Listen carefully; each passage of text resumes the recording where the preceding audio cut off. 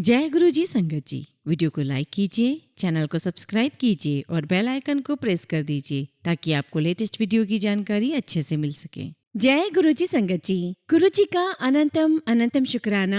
गुरु जी के श्री चरणों में कोटि कोटि प्रणाम और गुरु जी की प्यारी प्यारी संगत को जय गुरु जी। संगत जी, आप सभी को सबसे पहले 78 इंडिपेंडेंस डे की बहुत बहुत शुभकामनाएं। मैं गुरु जी से अरदास करती हूँ कि सभी संगत, सारा संगत परिवार गुरु जी की छत्र छाया में रहे। गुरु जी की असीम ब्लेसिंग्स, उनकी कृपा सभी संगत पर निरंतर बरसती रहे। आप सभी स्वस्थ रहें, खुश रहें, हेल्दी रहें और सबकी लाइफ बहुत स्मूथ चलती रहे। संगत जी, आज हम जिनका सत्संग सुनने जा रहे हैं वो गुरु जी की प्यारी और पुरानी संगत है। और संगत जी, यकीन मानिए आज का सत्संग बहुत प्यारा है। गुरु जी ने संगत को तो ब्लेस किया ही है, उनके पूरे परिवार को गुरु जी ने ब्लेस किया है। उनके दादा दादी, मम्मी पापा सबको गुरु जी ने ब्लेस किया है। और जो संगत का आज सत्संग है वो अपने छुटपन से, यानी कि अपने बचपन से गुरु जी के पास जाते रहे हैं। गुरु जी का उनसे डायरेक्ट कनेक्शन हुआ है, डायरेक्ट गुरु जी उनसे बात करते हैं। संगत जी, आप सत्संग में उनके प्रसंग सुने, उनके इंसिडेंट सुने, आपको बहुत अच्छा लगेगा। आपको फील होगा कि गुरुजी महाराज की ब्लेसिंग्स आपको भी मिल रही हैं। और इसमें बहुत सारी ऐसी बातें हैं संगत जी, जिससे आपको कई सारी चीजों का डाउट क्लियर होगा।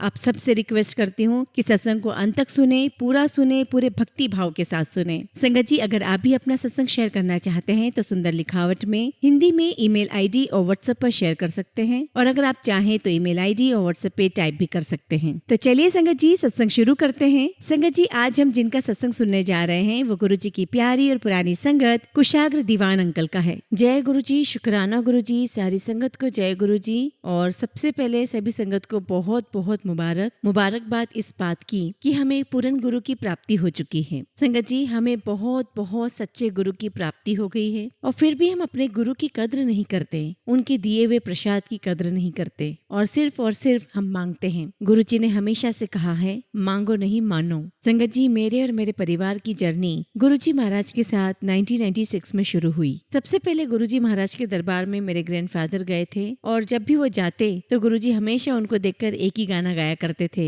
दीवाने हैं दीवानों को न घर चाहिए, बस प्रेम की डगर चाहिए। और संगत जी, गुरुजी महाराज ये गाना बहुत खुश होकर गाया करते थे क्योंकि हमारा सरनेम दीवान है, तो संगत को बता करके गाते थे कि इनका सरनेम दीवान है और मैं इनके लिए ऐसा गाना गाता हूँ। संगत जी, 1997 में चंडीगढ़ में बहुत बहुत सत्संग हुए। और संगत जी, जब हमने बैसाखी का सत्संग किया उस समय गुरुजी महाराज ने हमें बहुत बहुत ब्लेसिंग्स दी और गुरुजी ने कहा कि बड़ा स्वरूप लेकर आओ मेरा। और गुरुजी ने कहा किसी सेवादार को कि पेन लेकर आओ, तो कोई सेवादार पेन लेकर आया तो गुरुजी कहते नहीं नहीं, गोल्डन पेन लेकर आओ। फिर सेवादार जो है वो गोल्डन पेन लेकर आए गुरुजी के पास। और संगत जी, गुरुजी ने अपना जो स्वरूप मंगवाया था उस पर गोल्डन पेन से लिखा, Devans blessings, full life blessings, गुरुजी ऑलवेज ब्लेसिंग्स। और संगत जी, आज तक हम गुरुजी महाराज की ब्लेसिंग से ऐश कर रहे हैं। और गुरुजी कहते भी थे, साढ़े नाल रहोगे तो ऐश करोगे। और संगत जी, उस समय पे गुरुजी महाराज की संगत जो होती थी उसमें शब्द कीर्तन होते थे और संगत वहाँ बैठती थी। गुरुजी महाराज चाहते थे कि सभी संगत को बहुत सारा प्यार मिले, बहुत सारा आशीर्वाद मिले जो किसी गुरु के दर पे ही मिल सकता है। और जब मेरे पापा पहली बार गुरुजी महाराज के दरबार में गए तो गुरुजी ने कहा, तू की लेना आए थे, चल दफा हो जा। और संगत जी, जब ऐसा गुरुजी ने कहा तो मेरे पिताजी को, मेरे फादर को बहुत गुस्सा आया कि हम तो यहाँ दर्शन करने आए, गुरुजी ने ऐसा बोला। लेकिन संगत जी, उसमें भी गुरुजी महाराज का आशीर्वाद ही छुपा था और गुरुजी उस तरीके से मेरे पिताजी को जोड़ना चाहते थे। और संगत जी, फिर गुरुजी महाराज ने मेरी डैडी को ऐसे जोड़ा कि वो लगातार गुरुजी के दरबार में जाते रहे। 33 सेक्टर चंडीगढ़। एक बार की बात है संगत जी, हम लोग सब फैमिली गुरुजी महाराज के दरबार में गए हुए थे 33 सेक्टर चंडीगढ़। और जब संगत खत्म हुई तो गुरुजी महाराज ने सबकी छुट्टी कर दी और हम लोग संगत में कार से आए थे तो हमारी गाड़ी बाहर खड़ी हुई थी। तो गुरुजी ने कहा सबको छुट्टी हो गई, छुट्टी हो गई। और संगत जी, थोड़ी देर में गुरुजी ने कहा छुट्टी हो गई तो हम सबको लगा कि गुरुजी इतनी जल्दी क्यों छुट्टी कर रहे हैं, क्यों जाने के लिए बोल रहे हैं, हम तो अभी आए हैं। तो तभी गुरुजी बोलते, दीवान अंकल क्या सिगाना, छुट्टी हो गई। और संगत जी, जब हम लोग बाहर गए, छुट्टी जब हुई तो हम लोग जब बाहर गए तो देखा कि हमारी बाहर गाड़ी नहीं है, उसमें भी गुरुजी महाराज का कुछ प्लान होगा। और संगत जी, तभी वहीं से मेरे ग्रैंडफादर पुलिस स्टेशन गए और मेरी दादी वापस दरबार में गई। मेरी दादी कहती कि गुरुजी बाहर गाड़ी नहीं खड़ी। और गुरुजी ने थोड़ी देर आंखें बंद की और कहा कि कोई बात नहीं आंटी, थी, गड्डी मिल जाएगी। और संगत जी गुरुजी की ऐसी ब्लेसिंग्स रही कि गाड़ी सुबह अपने आप ही मिल गई। बहुत बहुत ब्लेसिंग्स रही है गुरुजी की और अभी भी बरस रही है। और जब मैं पहली बार 33 सेक्टर चंडीगढ़ में मैं गुरुजी से मिला तब मेरी उम्र 2.5 साल की थी। और संगत जी उस 2.5 साल की उम्र में जब मैं गुरुजी महाराज के दरबार में गया तो आज तक मुझे वो सारा सीन याद है। आप सोच सकते होंगे कि 2.5 साल के बच्चे को क्या ही याद रहता होगा, लेकिन गुरुजी महाराज ने वो सोच मेरे दिमाग में डाली, वो मेमोरी मेरे दिमाग में डाली कि मुझे आज तक वो सारा सीन याद है। संगत जी मुझे अभी तक याद है गुरुजी ने अपने दोनों हाथ मेरे सर पे रखे और बहुत सारी ब्लेसिंग्स दी मुझे। और संगत जी गुरुजी ने मेरा अस्थमा ठीक किया जो कि मुझे मेरे बचपन से ही था। और संगत जी आपको तो पता है स्पेशली बॉयज को तो क्रिकेट खेलना बहुत पसंद है और मैं खेल नहीं पाता था क्योंकि संगत जी अस्थमा के कारण मैं 100 मीटर भी बड़ी मुश्किल से दौड़ पाता था। और संगत जी गुरुजी ने मुझे प्रसाद खिला करके मुझे ब्लेस किया और मेरा अस्थमा ठीक किया। आपको मैं एक बात बताना चाहता हूँ संगत जी कि आप सबको लगता होगा कि गुरुजी प्रसाद से ही ठीक करते हैं, जबकि ऐसा कुछ भी नहीं है संगत जी। गुरुजी के ठीक करने के तरीके या गुरुजी की ब्लेस करने के तरीके बहुत सारे हैं संगत जी। वो तो हम लोग हैं जो गुरुजी की ब्लेसिंग्स किसी न किसी तरीके से गवा देते हैं, लेकिन गुरुजी महाराज हमेशा अपनी संगत पर ब्लेसिंग्स बरसाते रहते हैं क्योंकि वो चाहते हैं कि उनकी संगत को ब्लेसिंग्स मिले और वो ब्लेस्ड हों। और कई बार तो गुरुजी कहते भी थे जिनका कल्याण जमीन पर नहीं हुआ है उनका कल्याण तो मैं हवाई जहाज में भी कर सकता हूँ। एक बार संगत जी मेरी दादी गुरुजी महाराज के दरबार में बैठी हुई थी और मेरी दादी बहुत बातें किया करती थी गुरुजी से, इवन फोन भी किया करती थी। तो उस दिन दरबार में मेरी दादी ने गुरुजी से कहा कि गुरुजी तुसी चंडीगढ़ कदों आ रहे हो। उस समय गुरुजी दिल्ली में थे तो गुरुजी कहते हैं आवांगा, बहुत जल्दी आवांगा। तो गुरुजी कहते हैं कि अभी तो मुझे दिल्ली वालों को ठीक करना है। एक बार की बात है, मुझे याद है बहुत अच्छी तरीके से कि गुरुजी हमारे घर भी आए थे सेक्टर 21 चंडीगढ़। और जब गुरुजी घर पर आए तो डैडी ने कुछ बातें की गुरुजी से, फिर गुरुजी वापस चले गए। और उस समय मेरे ग्रैंड पेरेंट्स मुंबई रहा करते थे तो वो चंडीगढ़ आए हुए थे। और संगत जी जब मेरे ग्रैंड पेरेंट्स आए तो वो 33 सेक्टर चंडीगढ़ गुरुजी महाराज के दर्शन करने के लिए गए। उन्होंने मत्था टेका और जैसे मत्था टेका गुरुजी तुरंत बोल पड़े मैं होके आया हूँ तेरे घर। और गुरुजी ने किसी को कुछ पूछने ही नहीं दिया, खुद ही सब कुछ बता दिया। संगत जी मेरी बात का आप यकीन मानिए, गुरुजी सबके घर आ सकते हैं, ऐसी कोई बात नहीं है कि सिर्फ हमें गुरुजी के दरबार में ही जाना है। गुरुजी इतने सिंपल, इतने नीवे हैं कि वो अपने आप अपनी संगत के घर पहुंच जाते हैं। संगत जी गुरुजी अक्सर कहा करते थे कि सत्संग किया करो, लेकिन लोगों के पास टाइम नहीं होता है। लोग कहते हैं हमारे पास टाइम नहीं है। गुरुजी कहते थे कि सिमरन किया करो, नाम जपा करो।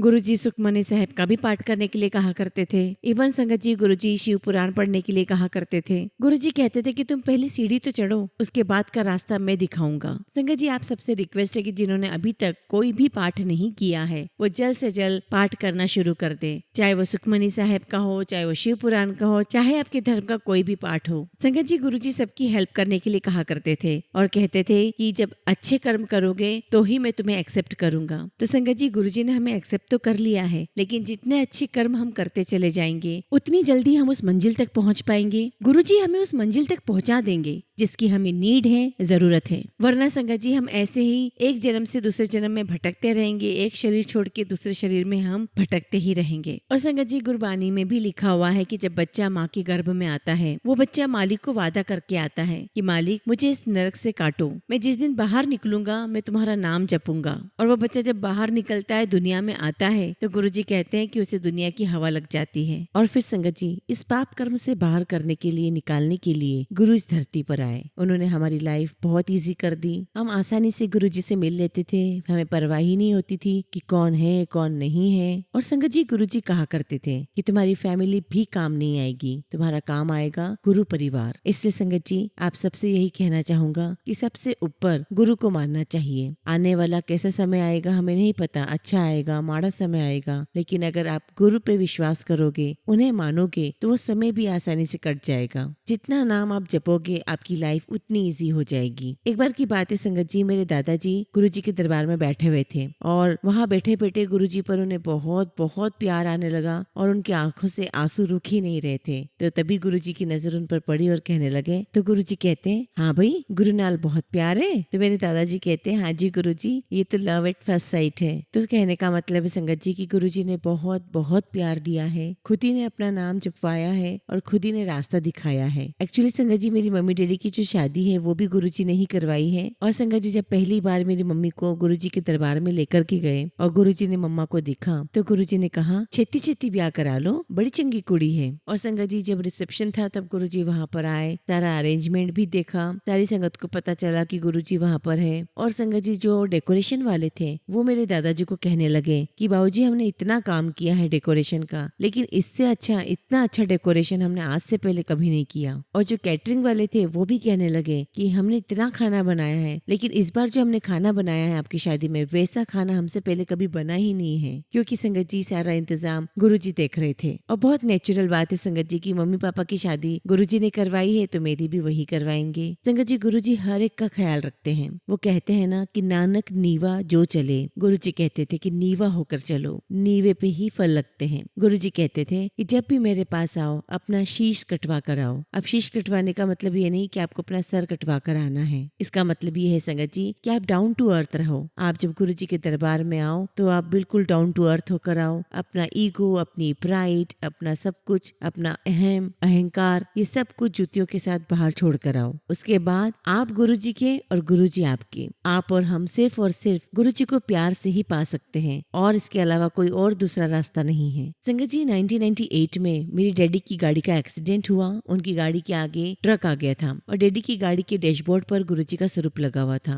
और सबसे प्यारी बात इस एक्सीडेंट में ये हुई कि दोनों गाड़ियों के बीच में गुरुजी आ गए थे और डैडी को बचा लिया। जब अगले दिन मेरे ग्रैंड पेरेंट्स गुरुजी के दरबार में गए तो गुरुजी मेरी दादी को कहते हैं, हाँ भी आंटी तेरे पुत्र नु बचा लिया ना। फिर दादा दादी ने बहुत बहुत थैंक यू किया, शुक्राना किया गुरुजी का। गुरुजी मेरी दादी जी को स्टाइलिश आंटी कहकर बुलाया करते थे क्योंकि उनका हर एक चीज मैचिंग होता था। उनकी साड़ी, उनकी चप्पल, उनका पर्स, एवरीथिंग, उनकी वॉच, वो सब कुछ मैचिंग में पहना करती थी। संगत जी ये भी गुरुजी महाराज की कृपा थी कि सब घर वाले, मेरे घर वाले रोज जाया करते थे गुरुजी के पास दरबार में, वरना कौन जा सकता था गुरुजी के दरबार में, क्योंकि अक्सर गुरुजी किसी को बोलते थे कि तुम 15 दिन बाद आना, तुम 10 दिन बाद आना, तुमको आना ही मत, ऐसा गुरुजी कह दिया करते थे। संगत जी हम बहुत खुश नसीब हैं कि हमें गुरुजी महाराज के दरबार में जाने का मौका मिला, मुझे भी मिला। हालांकि मैं बहुत छोटा था और मैं गुरुजी से बात नहीं कर पाया। संगत जी जैसे मैंने बताया कि मम्मी डैडी का ब्याह गुरुजी ने करवाया और बहुत बहुत ब्लेसिंग्स दी, पूरे परिवार को ब्लेसिंग्स दी।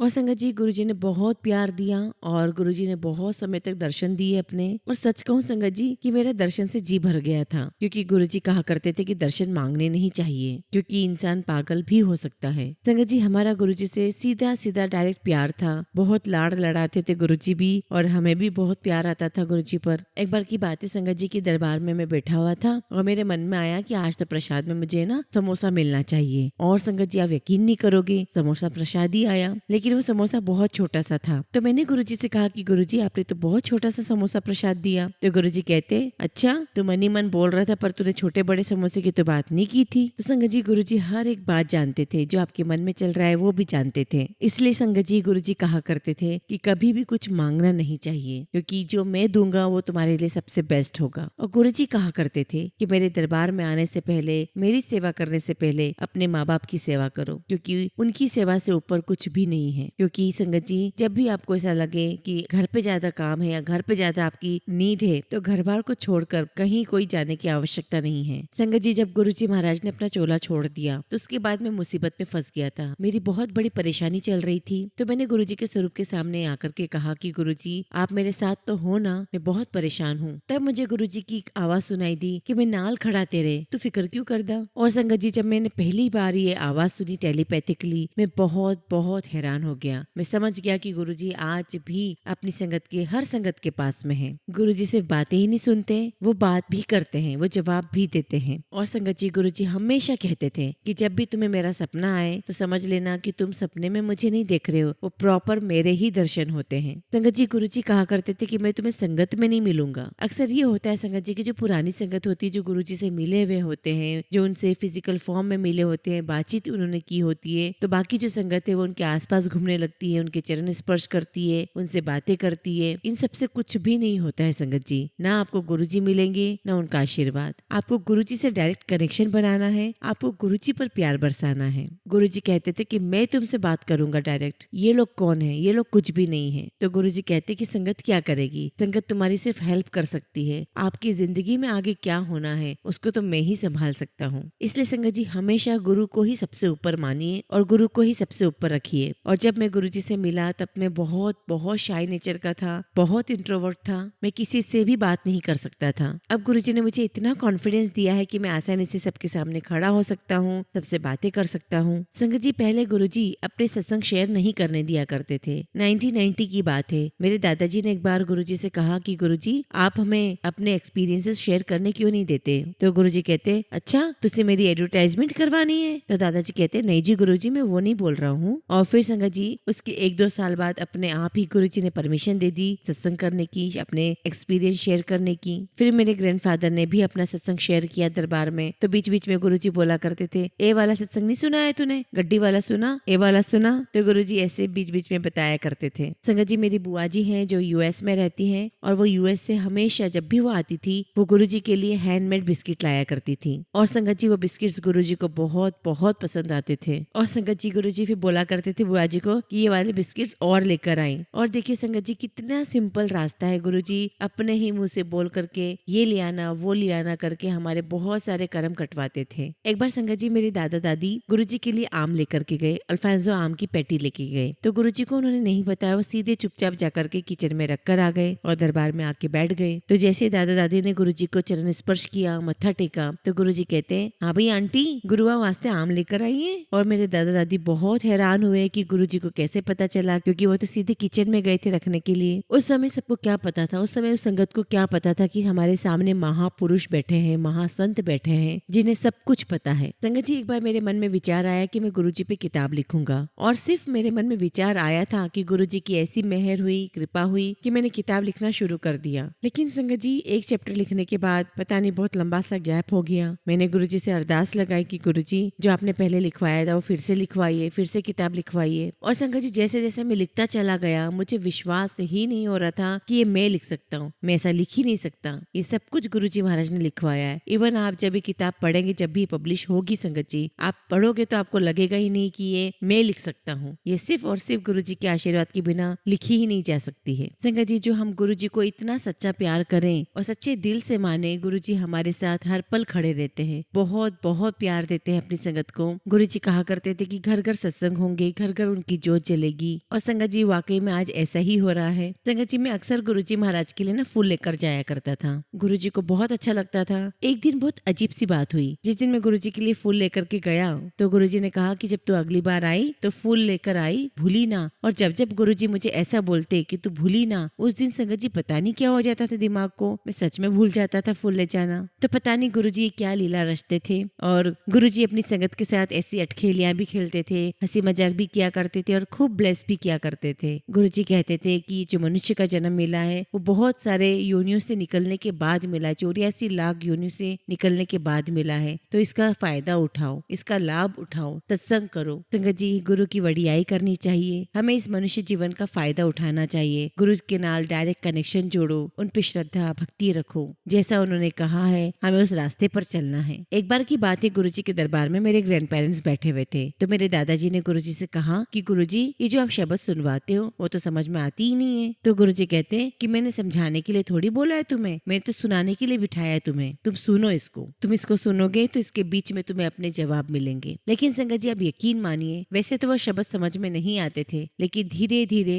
वो शब्द समझ में भी आने लगे और उनकी बीच में से ही हमें अपनी कई सारी जीवन की परेशानियों के जवाब मिलने लगे। संगत जी मुझे गुरुजी महाराज ने खुद ने स्वयं आकर के ये बोला कि तू शिव पुराण का पाठ किया कर, और मैं शिव पुराण का पाठ रेगुलरली कर रहा हूँ संगत जी। और आप सबसे भी मैं यही कहना चाहता हूँ कि आप सब भी शिव पुराण का पाठ जरूर जरूर करें, क्योंकि आने वाले समय से हमें इस पाठ से बहुत बहुत ब्लेसिंग्स मिलेगी। क्योंकि संगत जी हमें नहीं पता किस दुनिया में हमारे पास कितना समय है, जितना भी समय है पूरी मौज लीजिए। गुरुजी के पास पूरी मौज लेके ही हमें ऊपर जाना है। उसके लिए हमें पाठ भी करना है, गुरु से कनेक्शन भी जोड़ना है, गुरुजी से प्यार भी करना है, गुरु के बताए हुए रास्ते पर भी चलना है। एक बार की बात है संगत जी, मेरे मॉम डैड गुरुजी के दरबार में गए तो मेरी मॉम को देख कर के गुरुजी पूछते हैं कि तो दी कुड़ी है? तो मेरी मम्मी कहती है कि गुरुजी मैं लखनऊ की। हाँ। तो गुरुजी कहते हैं अच्छा अच्छा ठीक है। फिर गुरुजी पूछते हैं लखनऊ दी कित्थे दी? और संगत जी मेरी मम्मी हर बात का जवाब देती जा रही थी और उनके मन में एक विचार चल रहा था। उनके दिमाग में आया कि ये कैसे गुरु हैं, इनको तो पता ही नहीं है कि मैं कहाँ से आई हूँ, क्योंकि सच्चे और पूर्ण गुरु को तो सब कुछ पता होता है। और मेरी मम्मी की इन बातों का जवाब गुरुजी ने थोड़े समय बाद दिया। गुरुजी ने बताया कि ये जो मैं तुमसे पूछता हूँ उस पूछने में ही तुम्हारा कल्याण है, वो सब पूछने में ही तुम्हारे सारे कर्म कट जाते हैं। संगत जी, तो ये सारे गुरुजी के अपने तरीके थे ब्लेस करने के। गुरुजी चाहे तो एरोप्लेन में ब्लेस कर दे, जमीन पे ब्लेस कर दे, कहीं पर भी ब्लेस कर सकते हैं गुरुजी। और संगत जी, उसके बाद मेरी मम्मी को गुरुजी ने इतनी ब्लेसिंग्स दी, इतना अपने आप से कनेक्ट करवा दिया गुरुजी ने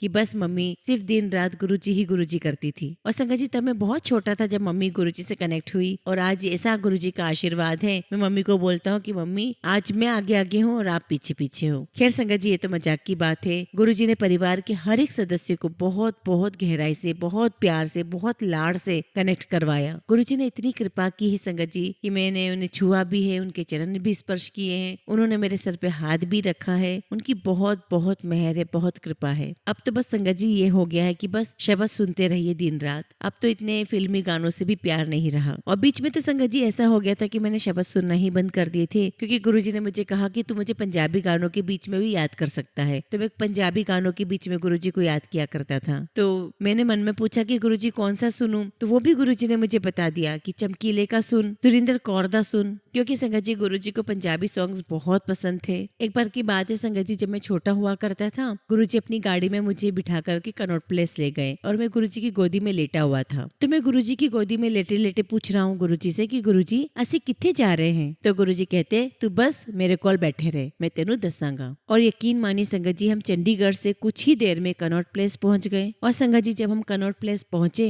तो गुरुजी ने मुझे कहा चल उठ जा, पहुंच गए ऐसी। और जब मैं गाड़ी से उतरा तो मैंने देखा कि ये तो कनॉट प्लेस है, मेरी फेवरेट जगह, जहाँ से मैं पहले आया था, तो जूतियां भी लेकर के गया था। तो फिर गुरुजी मुझे कहते कि हाँ फिर तुझे कहा था ना तेरी फेवरेट प्लेस पर लेकर जाऊंगा। तो मैंने कहा हाँ जी गुरुजी, थैंक यू गुरुजी। तो कहने का मतलब है कि गुरुजी ने जो कह दिया वो पत्थर की लकीर है, जो गुरुजी ने कह दिया वो होके ही रहता है। संगत जी, मेरी ग्रैंड मदर जो है वो कभी जमीन पे नहीं बैठ पाते थे, उन्हें 18 साल से स्लिप डिस्क की प्रॉब्लम थी। तो जब मेरी दादी जी गुरुजी के दरबार में जाती थी तो वो कहते थे कि स्टाइलिश आंटी बैठ जाओ। तो मेरी दादी कहती कि गुरुजी प्लीज मुझे माफ करना, मैं नीचे नहीं बैठ सकती, मुझे स्लिप डिस्क की प्रॉब्लम है। तो गुरुजी ने कहा कि आंटी कहा ना कल्याण कितना, बैठ जा। और आप यकीन मानिए संगत जी, मेरी दादी 18 साल से नीचे नहीं बैठी थी, लेकिन गुरुजी महाराज के दरबार में पहले दिन ही गुरुजी ने उन्हें जमीन पर बिठा दिया। तो संगत जी, गुरुजी कहते कि किसी का कल्याण पहले दिन ही हो जाता है और किसी के कल्याण में 6-6 महीने लग जाते हैं। इसलिए गुरुजी कहते थे सिर्फ प्यार करो, जितनी श्रद्धा होगी उतना पाओगे। गुरुजी अक्सर कहते थे कि विश्वास करवाने के लिए मुझे चमत्कार करने पड़ते हैं, वरना तुम विश्वास ही नहीं करोगे। और संगत जी, हमारा कैस्ट्रोल ऑयल का बिजनेस था, गुरुजी की कृपा से वो बहुत चला। संगत जी, मेरे डैड 2 बार बीमार हुए और 2 बार गुरुजी ने उन्हें बचाया भी। इनफैक्ट गुरुजी ने मेरे डैडी को बहुत बार बचाया, एक्सीडेंट से भी बचाया। और संगत जी, जब मेरे डैडी आईसीयू में थे तो गुरुजी ने उन्हें वहां दर्शन दिए, उनको ठीक किया। हुआ ये संगत जी की जब मेरे डैडी आईसीयू में थे, अमेरिका में थे, तब कोई संगत आई और मेरे दादाजी बहुत टेंशन में थे। कोई संगत आई, उन्होंने दादाजी के गोडे पर हाथ रखा और कहा आपको पता है आपके बेटे का अमेरिका में इलाज चल रहा है। मेरे दादाजी बहुत खुश हुए कि कोई बंदा आया और उसने ये बात कही। तो गुरुजी ही किसी न किसी बंदे को भेज दिया करते थे। और संगत जी, आप लोग सत्संग में सुनते भी हैं कि संगत को बटरफ्लाईज दिखते हैं। तो संगत जी, वो बटरफ्लाईज गुरुजी नहीं होते हैं, वो गुरुजी के संदेश होते हैं, गुरुजी के मैसेजेस होते हैं। हमें बटरफ्लाई को गुरुजी नहीं मानना है, वो सिर्फ एक मालिक का मैसेज होता है आपके लिए। और संगत जी, मैंने तो अपनी पूरी एक डायरी ही बना ली कि मुझे कब कब गुरुजी महाराज ने बटरफ्लाईज दिखाई। और संगत जी, मुझे मेरे बर्थडे पर 50 बटरफ्लाईज गुरुजी महाराज ने दिखाई और मेरी मम्मी को गुरुजी ने दर्शन दिए। और मेरी मम्मी मेरे लिए बहुत चिंता करती थी कि इसका क्या होगा, ये क्या बनेगा, ये क्या करेगा। तो गुरुजी का टेलीपैथिकली उनको आवाज आई, सुनाई दी, आंटी तुझे चिंता ना करिया कर, मैंने ब्लेसिंग्स दी है ना। तो हमें याद आया कि गुरुजी ने हमें ब्लेसिंग्स लिख कर दी अपने स्वरूप पर कि दीवान साहब फैमिली फुल ब्लेसिंग्स। तो संगत जी, मुझे पूरा विश्वास है गुरुजी की उस ब्लेसिंग्स पर, गुरुजी पर, कि गुरुजी का आशीर्वाद हमारे पूरे परिवार पर है। संगत जी, मेरी डैडी की डेथ 2018 में हुई और उसके बाद तो गुरुजी ने तो जैसे एक पिता की तरह मुझे ऐसे और संभाल लिया। और आप यकीन नहीं मानेंगे, मेरे डैडी की डेथ के बाद से तो गुरुजी के साथ मेरी डायरेक्ट बातें होने लगी है। मैंने बहुत सारी संगत को बोलते हुए सुना है कि गुरुजी बातें नहीं करते हैं, लेकिन मैं इस बात को डिनाई करता हूँ कि ऐसा नहीं है। गुरुजी बातें सुनते हैं, बातें करते हैं। संगत जी, आप लोग यकीन करें या ना करें, ये बात बिल्कुल सच है, गुरुजी मेरे साथ डायरेक्ट बातें करते हैं। संगत जी, गुरुजी ने चोला दिखाया, हमें अपना फिजिकल फॉर्म दिखाया है। तो गुरुजी कहते तुम्हें चोले से क्या करना है, तुम मुझे देखो। गुरुजी कहते थे कि जब मैं यहाँ से चला जाऊंगा तब तुम्हें पता चलेगा कि मैं कौन हूँ, क्या हूँ। गुरुजी कहते थे कि मैं तो जलंधर बैठा हूँ और कोई मुझे मुंबई में बैठकर देख सकता है, इतनी पावर है मेरे अंदर। गुरुजी की स्किन बहुत डेलिकेट थी, बहुत सिंपल थे, बहुत प्यारे थे। लेकिन संगत जी गुरुजी का रूप बहुत भयानक है। आपने शिव पुराण में भी पढ़ा है कि शिव जी का रूप कैसा है। उसमें लिखा भी है कि संगत जी अगर हमने शिव जी का रूप, असली रूप देख लिया तो हम वहाँ टिक भी नहीं पाएंगे, हम वहाँ से भाग जाएंगे, क्योंकि संगत जी हम वो रूप देख ही नहीं सकते। तो गुरुजी कहते थे कि मुझे ऐसा रूप इसलिए लेना पड़ा ताकि मैं संगत को अपने पास बुला सकूं, वो मेरे पास आ सके। गुरुजी कहते थे कि मर्जी नाल आए हैं, मर्जी नाल जावेंगे। एक बार की बात है, संगत जी मैं गुरुजी के पास अपनी किताब लेकर चला गया और कहने लगा कि गुरुजी मुझे पास करा देना, बहुत डर लग रहा है, बहुत टफ सब्जेक्ट है। और संगत जी मुझे उससे पहले उस सब्जेक्ट में कंपार्टमेंट आती जा रही थी। तो बस मैं गुरुजी के पास दरबार में गया और मैंने गुरुजी की गद्दी के सामने वो किताब रख दी और कहा कि गुरुजी मुझे पास करा देना। और संगत जी आप यकीन नहीं मानोगे, उसके बाद में उस सब्जेक्ट में हमेशा लगातार पास होता रहा। और ये कौन करवा रहा था, ये किसने करवाया, किसका आशीर्वाद था? ये गुरुजी का ही आशीर्वाद था। और संगत जी गुरुजी ने हमें लोटा भी ब्लेस करके दिया, बहुत बहुत ब्लेसिंग्स हुई गुरुजी की। गुरुजी कहा करते थे कि दरबार में चंगे कपड़े पाकर आया करो। चंगे कपड़े से मतलब ये है संगत जी की गुरुजी कहा करते थे कि लोगों को पता ही नहीं है कि महापुरुषों के दरबार में कैसे जाया जाता है। लड़कियां छोटी छोटी निक्कर पहनकर आ जाती है, मुंडे ट्रैक सूट या नाइट सूट में उठकर आ जाते हैं। तो गुरुजी कहते हैं कि अगर मैं तुम्हारे सामने स्नान करके साफ सुथरे कपड़े पहनकर आ सकता हूँ तो तुम क्यों नहीं। इसलिए संगत जी गुरुजी कहा करते थे कि चंगे कपड़े पहनकर आया करो, चंगी सोच रखो। गुरुजी कहा करते थे कि सिंपल खाना खाया करो, सब्जी रोटी दाल चावल ये खाया करो। गुरुजी कहा करते थे कि मीट मत खाया करो। हालांकि वो किसी को मना नहीं करते थे खाने से, लेकिन वो ये जरूर कहते थे कि मीट खाने से आपका शरीर धीरे धीरे खराब होता चला जाएगा, आपको बीमारियां लग जाएगी। इसलिए संगत जी गुरुजी ने मेरा मीट खाना भी छुड़वा दिया। मैं बहुत खाता था प्रोटीन के चक्कर में। और जब मैंने शिव पुराण पढ़ना शुरू की तो बिल्कुल ही मैंने तो उसकी तरफ देखना भी छोड़ दिया। संगत जी मैं इसलिए ये सब बातें बता रहा हूँ कि बिना कुछ बात बताई, बिना कुछ मुझसे बोले ही गुरुजी महाराज ने मेरे से कितनी सारी बुरी चीजें छुटवा दी। लोग कहते हैं कि गुरुजी तो शराब पीने के लिए भी मना नहीं करते थे। तो संगत जी गुरुजी इसलिए सब कुछ सात्विक भोजन करने के लिए बोला करते थे, अच्छी तरीके से साफ सुथरे ढंग से रहने के लिए इसलिए बोला करते थे, क्योंकि गुरुजी का कहना था कि सात्विक भोजन से, अच्छे खाने से, अच्छे वस्त्र पहनने से, अच्छी आबो हवा में रहने से आपकी जो अंतरात्मा है वो शुद्ध होती है। क्योंकि संगत जी ये सब कुछ करने से हमारी सोल पर फर्क पड़ता है, हमारी आत्मा पे फर्क पड़ता है। संगत जी अभी भी जब मैं सत्संग कर रहा हूँ तो मैं अपने कमरे में बैठा हूँ जहाँ पर एक अलमीरा है और अलमीरा के ऊपर एक निशान बना हुआ है दीवार पे, और मुझे वहीं पर गुरुजी महाराज के हमेशा दर्शन होते हैं। संगत जी गुरुजी ने अपनी संगत को, बहुत सारी संगत को अपना स्वरूप दिए, छोटे छोटे पॉकेट स्वरूप दिए और कहा कि अपने जेब में रखा करो। किसी को जूती दे दी।